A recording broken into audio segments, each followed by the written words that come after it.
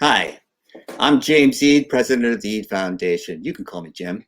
And I want to talk a little bit about the Eade Foundation. The Eade Foundation is trying to build communities through chess. So if you play chess, we don't care what language you speak, we don't care where you're from, you're part of a chess community. And if you're part of a chess community, you're never alone. So I think that chess is a great thing to do, and that's what the foundation is all about, because it's a gift that you give to a kid that lasts a lifetime.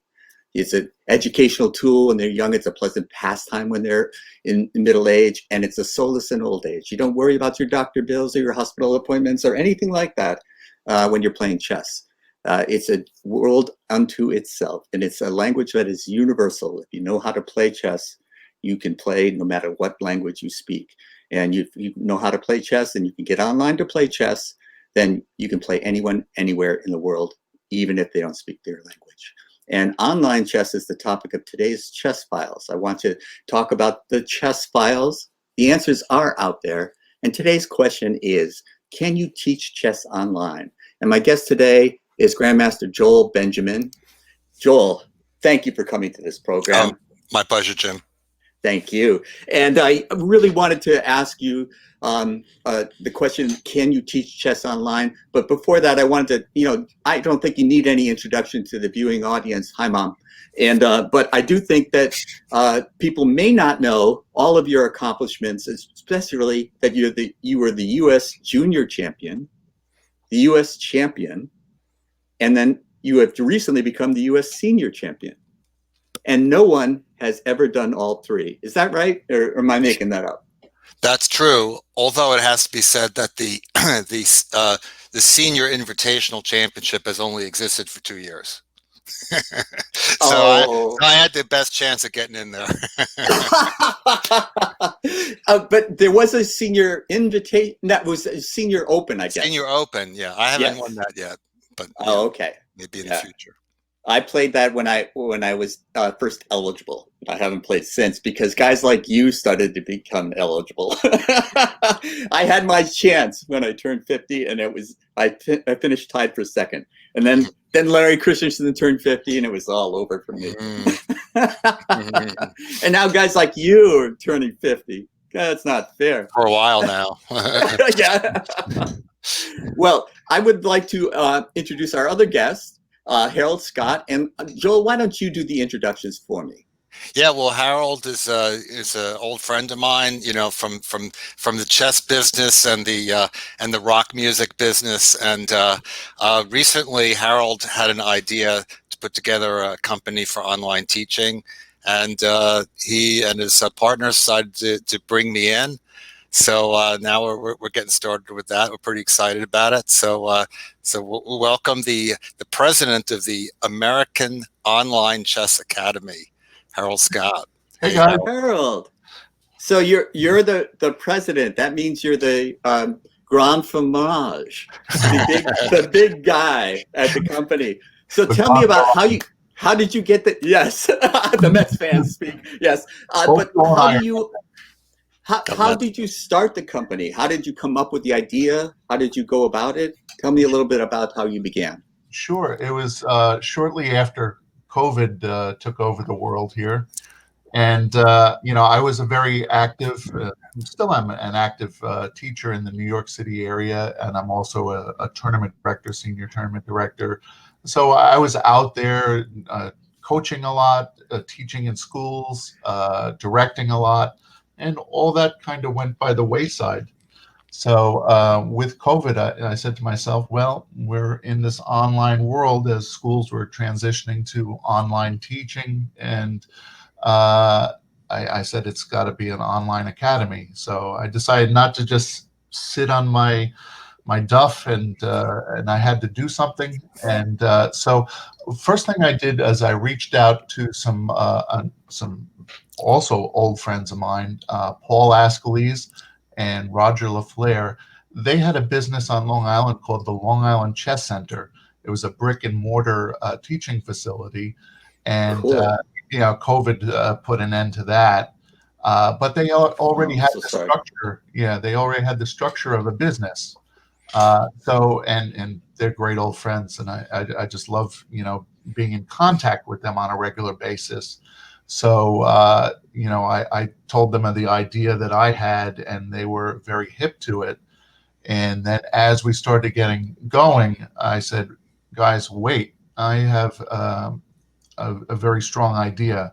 And that was to bring Joel on, because Joel obviously is a name that most chess fans in the United States are familiar with here. And they obviously, because they're in my age bracket, and they were fans of Joel's for many, many years, as Joel was a top player in the U.S. Who wasn't? Who wasn't? Yeah. Oh, And- shucks. these guys were following the U.S. Senior Championship round by round, because it brought them right back to the good old days, and Joel at the top of the list competing. So we all were. So I don't think I got a stitch of work done those few days that he was involved there. I was following the rounds religiously. Yes. Joel, so I hit Joel with the idea, and of course I've worked at a school in New York City with Joel for the past 3 years, where we'd be coaching together at national events, state and city events. And so not only did I know Joel for many, many years, but I got to see him work firsthand with children of either an advanced level or a very, very basic level, young players who are very new to the game. And of course, I was very impressed how he can work with such a wide range of students. Not every grandmaster has teaching skills. That is so true. Yes. Some GMs can be poor in their teaching, because they understand chess at a level up here, and it's Yes. hard for them to bring it down to the level of the masses. And Joel can act like a child, so I know that he can relate. but he had But a it is gentle touch, and Joel was very hip to the idea as well. And That's then starting fantastic. in June is when we started moving forward. We created the company rather rapidly. We did some camps over the summer, which were well attended, and now we're in the process. They just had the announcement coming out within the past week about the K through 12 showdown, which was normally the Orlando tournament, then the K through 12 nationals. And so we're putting together a prep session for that, which is going to be over the Thanksgiving weekend, so people can cram in, some knowledge over that weekend as last minute prep for the nationals. I'm familiar with the traditional chess camps that go on in the summer. How did you handle it this year? Oh, it went very smoothly, actually. We built our website. We have a functioning playing room or tournament room on our website, and through the use of Zoom technology, it was very good. And one of the nice features about our camps was that we were able to have students play games, and then immediately upon the conclusion of the game, we put them into a breakout room with Joel, and Joel was able to do analysis of their games with them. So we kept on rotating players in who, upon conclusion of their games, they were going through that. Now, naturally, we also had teaching sessions to start off with, and then Sure. when we went to the playing session, it was provided with a GM analysis. So it was a wonderful experience, and well received by the students who attended the camp. It sounds fantastic just conceptually, and I take your word that people really got a lot out of it. But I wonder, do you have a URL that people could go to your website? I don't have it to show people. Yeah. Could you just... Yes, AmericanOnlineChess.com. Okay. AmericanOnlineChess.com. I can remember that. So people at home, I think you can do it. American Chess Online is a place where you can go to learn, to play. Yeah. We have tournaments, and also, we do these little camps. We do group lessons. Of course, we do private lessons as well. But it's good. And we wanted to create the beauty of having this online chess academy is, when we did in-person camps and things like that, we were limited to the New York area for the most part. I know Joel travels to different camps across the country. Sure. But, it is a national a thing where anybody from California, where you're located, to Texas, to Chicago, to New York, can come and be a part of it. So we wanted to, when we created the name, we wanted a national name, national appeal. So the American Online Chess Academy is what we came up with, and we thought it was a good name that we could turn into a brand. Terrific, Harold. I just tip my cap to you for thinking of it and making it happen. But my question, thank you. My question is to Joel. I get a concept of how this works from Harold's point of view. How about teaching online? Is there a difference between, I imagine there is a difference between an online experience of teaching and in-person teaching. But can you tell me about the difference? Does it really matter? Does it make a big difference, a little difference? Tell me about that. Well, I've been in the teaching business for quite a while. I've had a lot of private students, and I've had students online and students in person.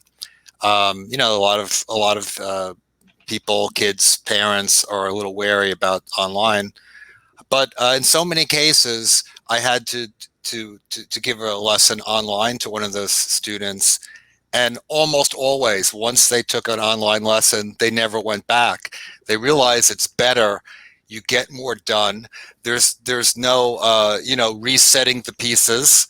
Like either if you're using a board or using a demo board. I mean, demo boards, that is so 20th century, right?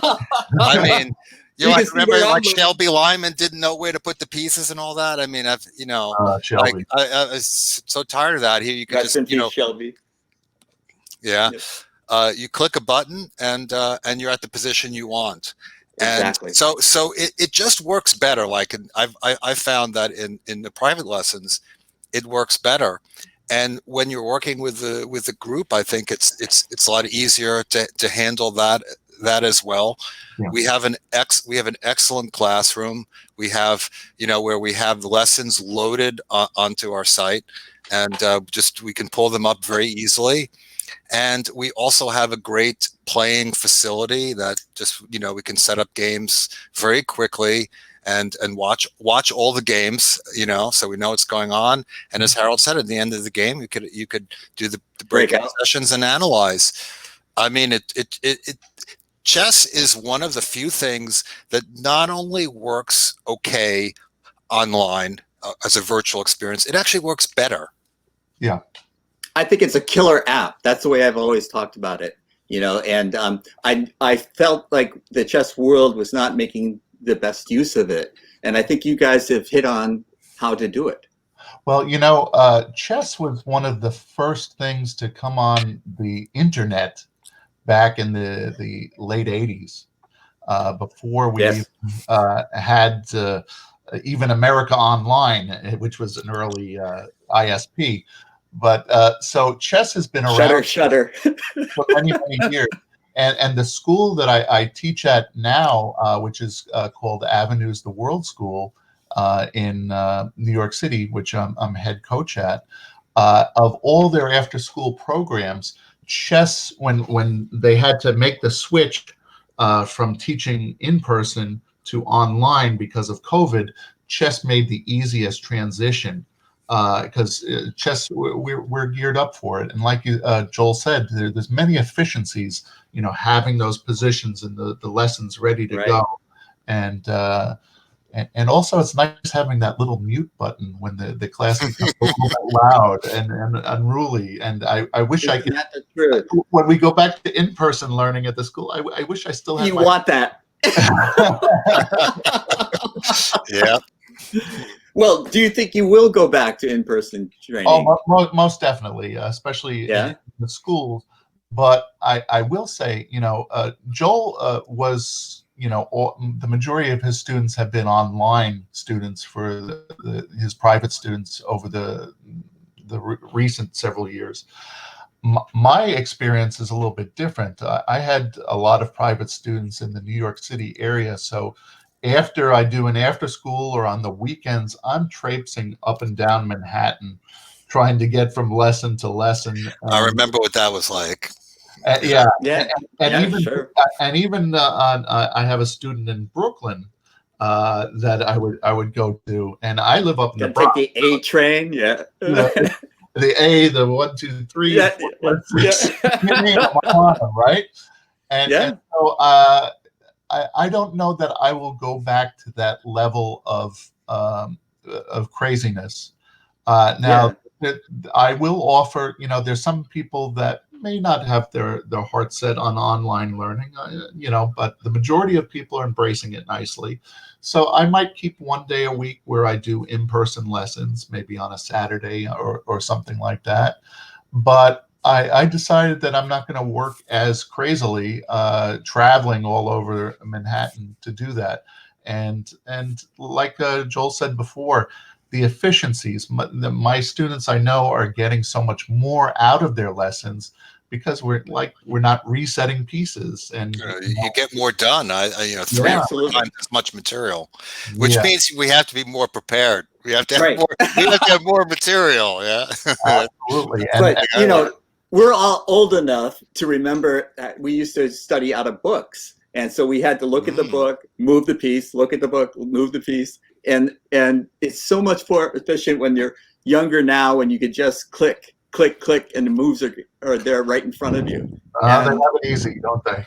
well, you could go just speed through so many games that would take us physically, it would take us longer to do Yeah. it. Yeah. So But books are still good. books are still good. And books, speaking of books, Joel, Harold mentioned in my ear earlier that you have a new one coming out. Yes, I have a new book. It's called World Champion Chess for Juniors, and I would hold it up on screen. Except I haven't got my copies yet. Apparently, the mail is moving a little slowly these days. I don't know why. Yeah, I can't understand. Yeah, but anyway, I think it's a really good book. Again, I'm working with New and Chess Publishers. They do great stuff, They and do. this really the last few books that I've written, and I've gotten into the book writing the last few years. Of course, I wrote one in the '80s, a long time ago, and then a 20-year gap. I have it. It's in my collection. Yeah, unorthodox opening. It's all oldie, golden oldie. Yeah. But recently, my books have been very informed by my teaching experience, and in the teaching, I learn things and I say like, yeah, this is what I got to get out there. Like my previous book, Better Thinking, Better Chess, was, from working with students, and I learned things like, hey, all my students play the first move that pops into their head, even if they're 2000. Right. I mean, the 2000 players don't play it instantly, but they think for a minute and say, okay, that looks okay, and they play it. So I thought, okay, I got to improve the thought process there. The current book, World Champion Chess for Juniors, what perhaps inspired me to write this was an experience I had a teaching camp. Okay, I went to a camp, and two of my fellow instructors, who were quite a bit younger than me, could not name the world champions. And if you gave them a name, they could not put them in the right era. Like Emmanuel Lasker could be in the 1950s for all they would know. And I just thought, like, this is sacrilege, because I'm offended just listening to that. like growing up, and and you can see in the background a little bit, I have tons of books in my office here, and most of those books were accumulated in my childhood, because all right, that was the only way we could learn, but it was a good way to learn. You read books, you absorb the information better, I think, because you're a little more active in it. But those old games, like my books, I had game collections of just about everybody, and I studied those games, and I learned the strategies and the ideas that developed over time. And you see nowadays there's a lot of talented young kids who are like 2,600, can be 2,600 on tactics tests because that's all they do. They're like, I'm a massive tactical player, but you get a position, give them a position where there's no tactic, and they're not really sure what to do, So it's I think that players need more balance. Now, that's why I called it World Champion Chess for Juniors, because I really, really, really want young players to read this, learn some history, and appreciate the development of ideas over time, the standing on the shoulders of giants that we do. Right. But I also want to say that, like old guys like us will like this book too, because there's a lot of great games and history and stuff and they'll probably, appreciate some of the shots that I take at the young people. And of course, oh, I got to get it now. There you go. So it is actually out now, even in the United States. So you can order it from wherever people like to get their books from. They can order it now. I got the Kindle version just the other day, and I have like zero. See, he's seen it before. Yeah, well, I was curious as heck to see it, and I have a fairly large repertoire of classic games that I show students, and I just wanted to see Joel's take on that, on which games he thought were important games to show. So I'm adding. As we speak, games to my repertoire of what I may educate students with. And to tag on to Joel's point there, we have a lot of young players who are 2,600 level, but they're missing that classical education in their play.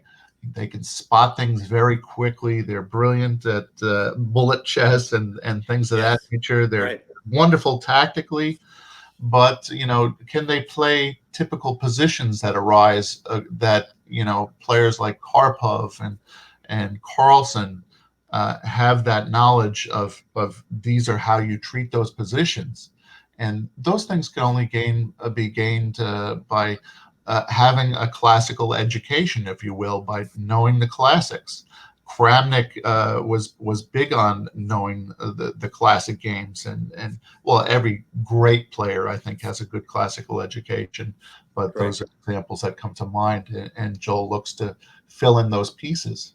Well, I think that's excellent, because we go back to the times of Morphy and we see the games, and then we see the times of Steinitz where he tries to make a systematic approach to it and get a set of rules, of principles of play. And then it's really well documented in Tarasha's The Game of Chess, which is still useful even today. It was written in the first part of the 20th century, but it still has good fundamental principles. And then you see the hypermodern school, but you can't really understand the hypermodern school unless you understand the Steinitzian approach. And why the Nimzovich was so sure that he was finding a different system that was better. And he called it my system. And then you have to understand that. And people like Alekian who really combined both and was a great player. And then the dominance of the Soviet players. And, the classic book, the 1953, Zurich, by Bronstein. It was like, to me, it was eye-opening. Like you got a file and a diagonal. Oh, that's worth the exchange. And I went, what?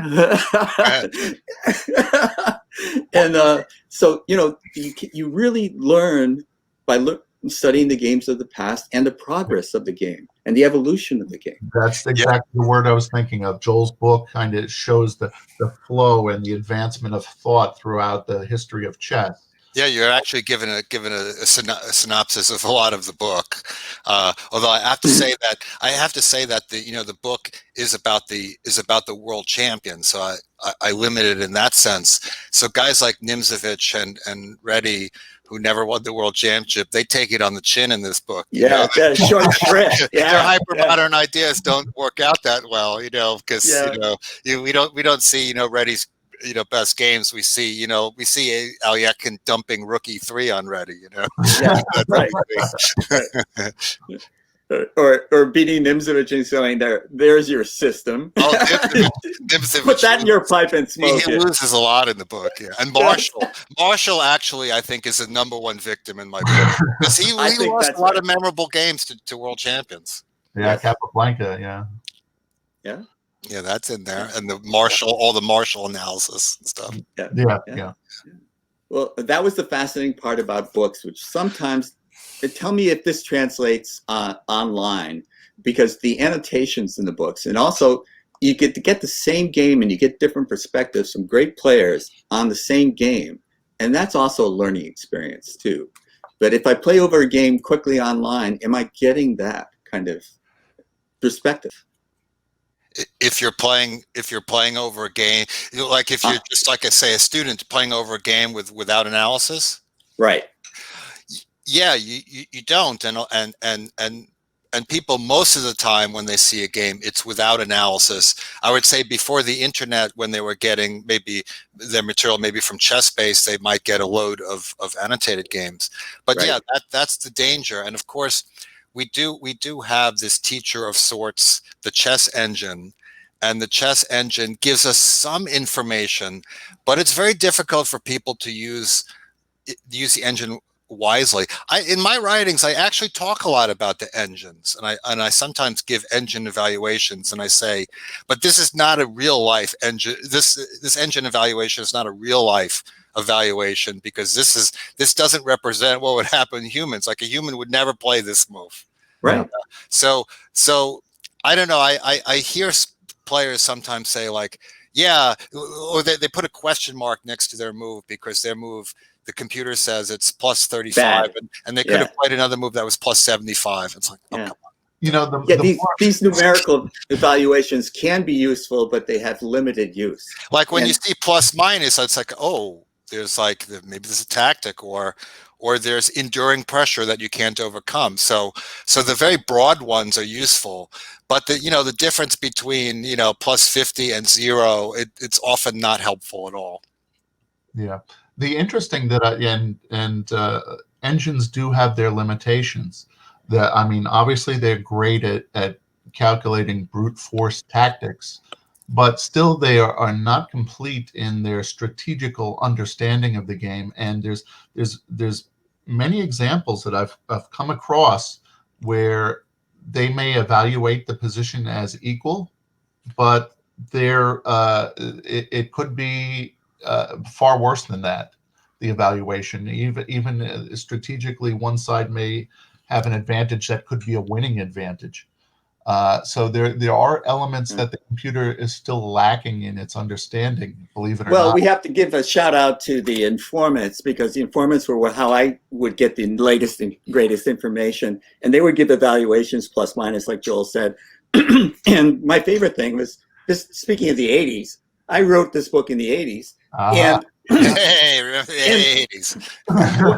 Yay, 80s. And one of the things that I loved about it was the informant evaluation of one of my lines was a plus minus for white.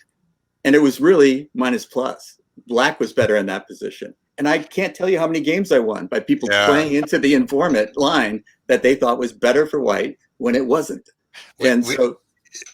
Yeah, we were in the desert back then. I wrote my first book, Unorthodox Openings, with Eric Schiller, because he had a computer.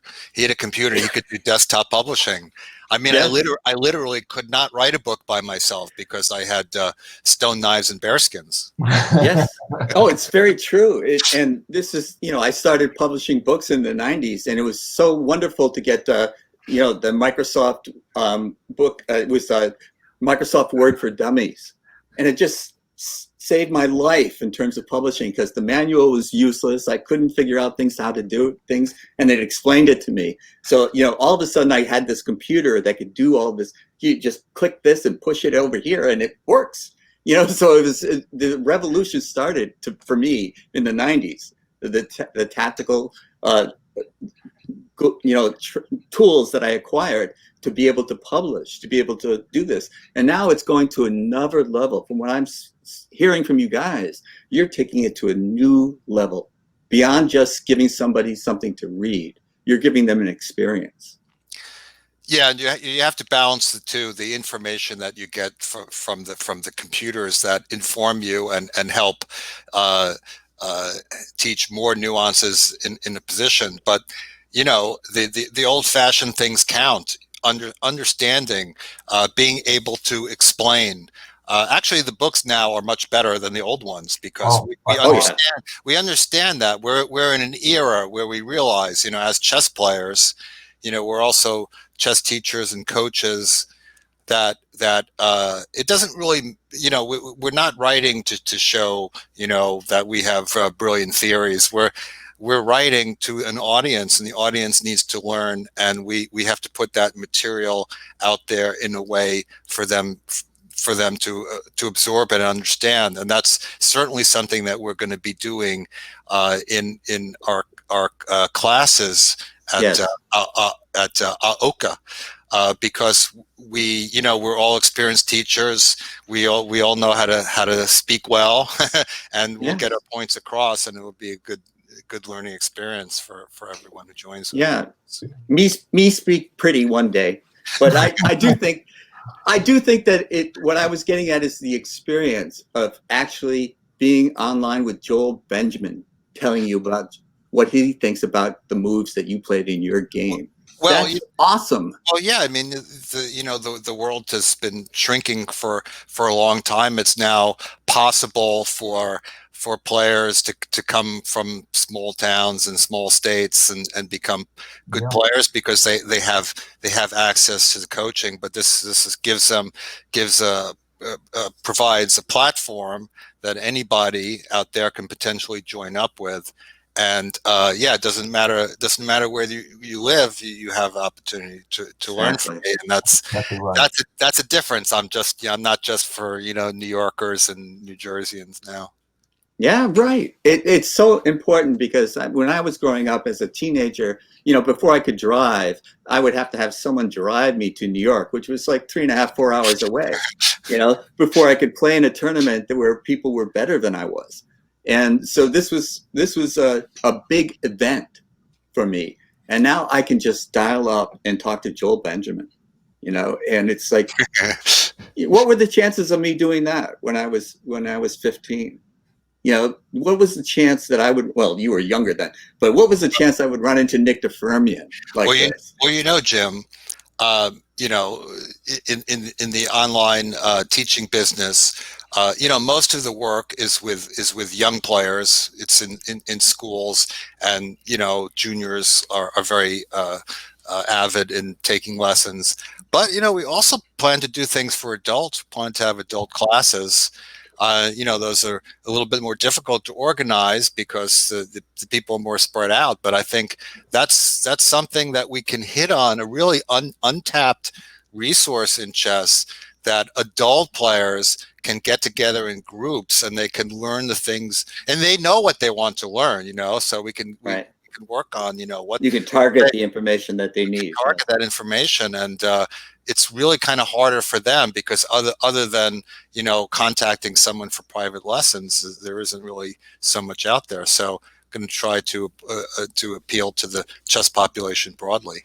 I Yeah. think that's so good. It warms my heart to hear you say that because Joel and Harold, one of the things that I've been trying to do for the last 20 years is to get chess into senior centers because I think that this is an untapped resource, and there's evidence that, of course, it can't stop a disease like Alzheimer's or dementia, but there's evidence that it can slow the effects.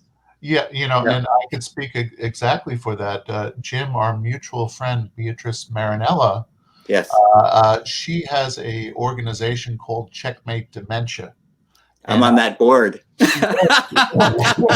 This is why we're Tentacles talking. everywhere. I'm aware of that. So, and Beatrice has had me do classes for Checkmate Dementia, and I've done in the senior centers. I've also, there was a daytime class that I did at the Marshall Chess Club, and my experience with that it was very positive and fulfilling on my standpoint because I saw the senior people and how they are embracing learning this idea of chess, and it was wonderful to see. I would love to see an expansion of that program. I'm a big believer in that. I would like to jump in and just talk about seniors for a little bit. Of course, as you mentioned, Sure. beginning of the show, I won the senior championship, which I'm very, very excited about. But Yeah. senior chess has revived my career. I mean, I've been, sort of relegated to being a coach and an author, and I love those things, but I Yeah, also sure. enjoy playing, and, Right. I Right. feel my skills are still pretty sharp, and the long open tournaments with all the rounds and, Oh, it's Deutschberg crowding tiring. everybody together. I Yeah. just can't do that. Yeah. But I played in the World Senior Team Championship, and we three-peated. We did the trifecta of Yeah. 2018, Tip of the hat. 2019, 2020. A pandemic couldn't stop us. That's right. It stopped the full completion of the tournament. They only got through 7 rounds, but we were the Right. winners. So, Yeah. so I'm a triple gold medalist because of that. And I love the senior chess, but also last year I played in the Senior Open, and I made a family trip of it. We drove out. Yeah. We stopped in Cleveland, went to the Rock and Roll Hall of Fame, Canton, Yeah. football and all that, Of course. and then went on to Chicago, and I played in the tournament there. And so the moment I step into the Senior Open, it's like they're fanning me with palm leaves. It's I like, know. because they remember everything Yeah. I've done. They Yeah. know who I am. Yeah. I'm not just like, hey, did I see you on chess.com once? It's Yeah. not Right. like the Yeah. one time I was on chess.com.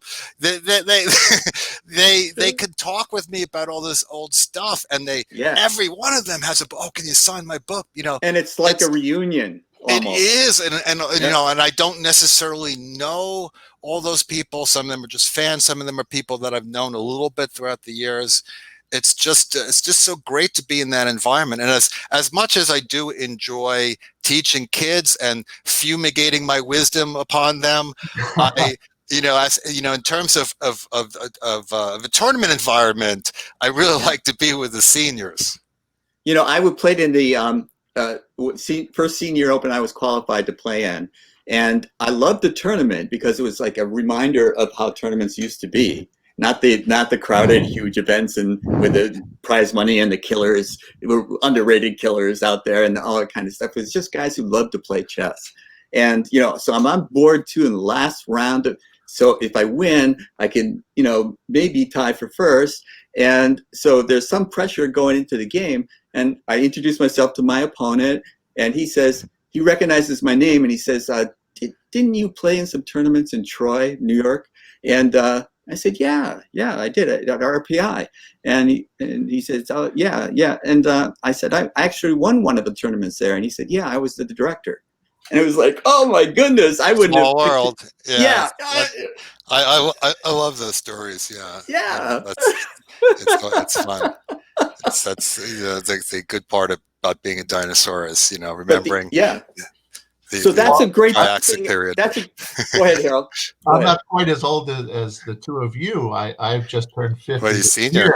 Yeah. But I am a senior now, and I am embracing the fact of potentially playing in the U.S. Senior Open next year out in Pomona. It's fun. Yeah. So I'm looking forward to that. Don't miss it. Don't miss it. Play at least once. That's my heartfelt advice. It's an experience. But not only is it fun to play, but the instruction I got when I was at the mechanics doing teaching there, I had a senior Tuesday or senior Wednesday, I can't remember, but it was back in the 90s. And this was a small group, maybe 6 to 8 people, but they were dedicated. They showed up every week and they wanted to be there and they wanted to learn. And it was wonderful. And then there was a senior center in Palo Alto, the next town over, and I would do lessons there. And I would cover something one week, and the next week someone would say, I would show the same thing over as a way of transitioning, and they would say, oh, no one's ever explained it to me that way. And I go, well, I did last week, but the point is they're engaged. Yeah, you know what I love about the senior classes is they're actually taking notes. So they bring their notepads and they're writing that down. If I had, They know how to use a pen. yeah, and they're how exciting that would be for me if we had younger players. it's not a stylus. Actually, we did a camp. We did a camp this summer, and one of the Joel's students, a young lady, she was taking notes during the camp. She was very good like that, and it was like, oh, how refreshing, you know. She's a good one. Yeah. But isn't it something to have a chess class that people are anticipating? It's Tuesday. Oh my, we better get the chess class today. Yeah. You know, it's wonderful. So when you walk into those rooms and you walk out of them, you're kind of walking on air. It's sort of like, that was great. That was a great experience. So it's a gift you give to a child. It can last a lifetime. Yeah. So give this gift to children and take care of the seniors. Be there for them too. So you guys are doing it all. You guys are doing it all. I'm really proud of you. I'd have to, once again, tip my hat to you. Thank you so much. Is there any closing arguments, Counselor Benjamin? Do you have anything that you want to say before we close this show? Well, just remind people, AmericanOnlineChess.com. I mean, we're called the American Online Chess Academy, but our website name is AmericanOnlineChess.com, AOC. Around here, people can remember that pretty easily. And because the search engines aren't so kind to us just yet. So if you're interested, it's a good idea to go and write that down now, and look to see, in the coming months, people will hear about all the stuff that we're offering. Classes for kids, group lessons, camps. We're gonna get tournaments going. I mean, maybe Harold can add to that. Sure, and also targeted seminars or workshops. Joel might introduce different topics, different openings that he might go over. Also, we have the ability on our website. The company that we're using for our playing room is adding more and more functionality. They really and they're embracing ideas that are coming to them from their users. So pretty soon we'll be having Joel do a simul.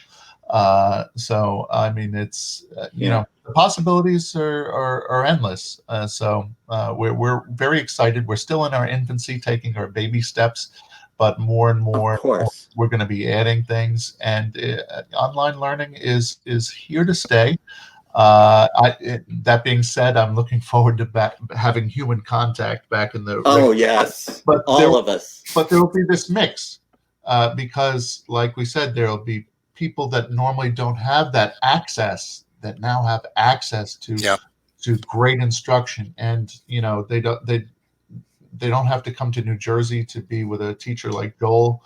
They can be in Wyoming and have a class. And you don't have to hop onto the F train or the A train to get to them. So this is the wave of the future. I really believe this. It's the way to give access to people that didn't have access to it. It's the way to build the communities now. And if you're part of the community, you're never alone. So even if it's just logging on, you make contact. This is so important. You guys, I wanted to have you guys on the show just because I think this is so important and is the future. What you guys are doing is very impressive to me, and I wanted to just be able to tell you that to your faces, even though it's not in person. Well, thank you, and we want to extend the compliments to you. You're doing great things with your foundation as well. Thank you. And I think this show is also very useful to get all this good stuff out. I've seen that you're an equal opportunities spreader of the word, to promote chess in all possible ways. And when we work together doing that, then by the way, to speak about promoting chess, how about the Queen's Gambit? Oh yeah, I knew that. Awesome. Yes. I mean, I've managed to get through the first 4. Is a problem. First of all, tough to get my kids to go to bed, and then I can watch it with my wife. and she's tired, so she falls asleep. So it's very hard to get the shows in. So we watched 4 shows, You're a slacker. and then we had to watch Steve Kornacki all the time. Yeah.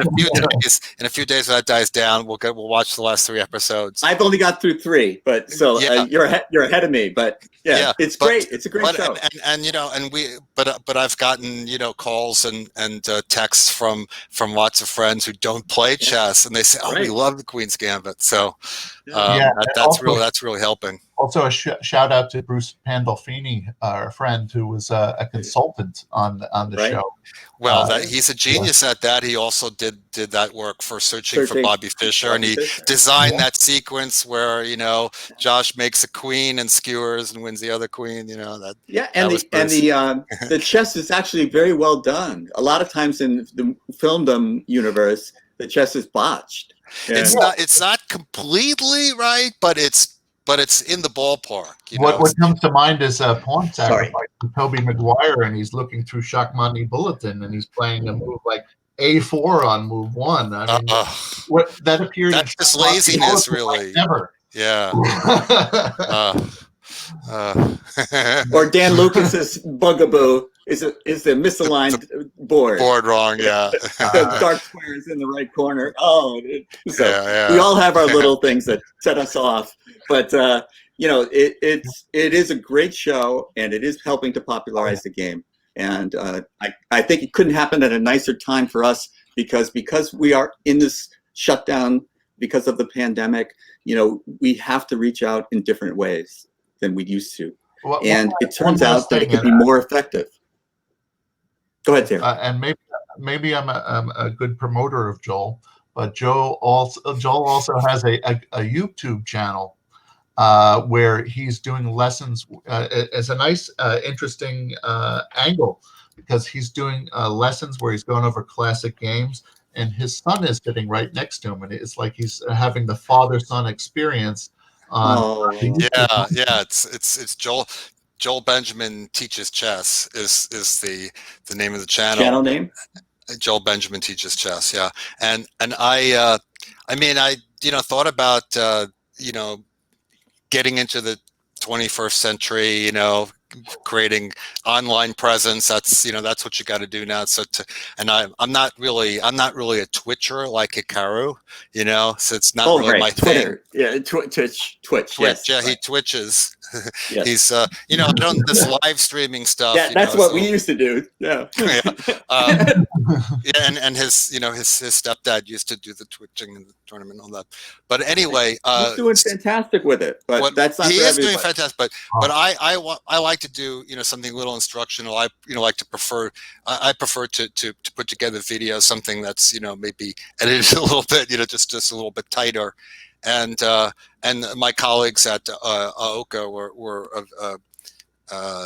very supportive of this idea. Yeah, you should do that. And then a friend of mine who isn't even a chess player, he proposed the idea of doing videos with Aiden. And Aiden he's a bit of a chess player himself. He's played in a few tournaments and then kind of lost a little interest in competing, but probably would be about 1,000 strength if he put a little time in it. And I think it really helps because what I want to do is I want to make of course I want to get zillions of hits and all that and lots of subscribers, but what I want to do, I look at a lot of the videos out there and a lot of videos that people watch. There's a lot of presenters who are deadly boring. Even grandmaster. I don't think there's really that many grandmasters. There are a lot of grandmasters doing the live streaming type stuff. I don't think there's a lot of them that are doing these videos and doing them at a high level. I mean, I don't mean high level like high rating, but quality instruction and entertainment. So that's what I'm trying to do. I'm trying to give like small doses of education with some entertainment. And my son is very good at making jokes, even making fun of the old man sometimes. Yeah. They're very lightly scripted. But also the thing is that with existing technology, the chess technology and the recording technology, and the fact that my son, by watching a zillion YouTube videos, knows how to do all this editing, which totally befuddles me. Right. It's Good. real. It's actually real easy to. It's actually real easy to get into. Yeah, and so it's Joel Benjamin Teaches Chess, the YouTube channel, and you can also check out the Eid Foundation YouTube channel. And by the way, these guys are going to be on it later. The YouTube channel also has a connection to the Oka website. Excellent. A little synergy there. That's the way. That's the way to do it, because it's all about connecting and getting people to know that you're out there is part of the problem that we have. Because you've got a service that you're providing, but who knows about it? And the person who wants that service, and you don't know them. And despite how it looks now, I've always been the worst self-promoter. I don't like doing that. I don't like tooting my own horn. I prefer to have Harold do it for me. Yeah, that's right. why I'm learning to try to do that more. That's why he's president. I have my books in what I the do background now. I'm wearing the Oka shirt. There you go. I'm learning that that we can. It's baby steps. Baby steps. You'll get there. Yeah. Well, I appreciate so much that you guys were joining with me today on the Chess Files. The answers are out there. And I'm going to put you guys backstage, hang out there for a while I wrap up the show, and we can talk afterwards. All right? Thanks for having us on. Thank you. Oh, thank you. So I'm going to remove Harold first, and then Joel last, and then it's just going to be me telling you to thank you so much for joining us today. I hope you got as much out of that as I did. And this is James Eid from the Eid Foundation, but you can call me Jim. The idea is to build communities through chess, because if you're part of a community, you're never alone. And in this day when we're shut in, sometimes we feel alone. The pandemic has forced us to not have as much human contact as we have had in the past. And many of us, including myself, miss it. But this is a way to stay connected. So please join us every Friday at 10 a.m. Pacific time, 1 p.m. Eastern. And thank you so much. This is James Eid saying goodbye for now.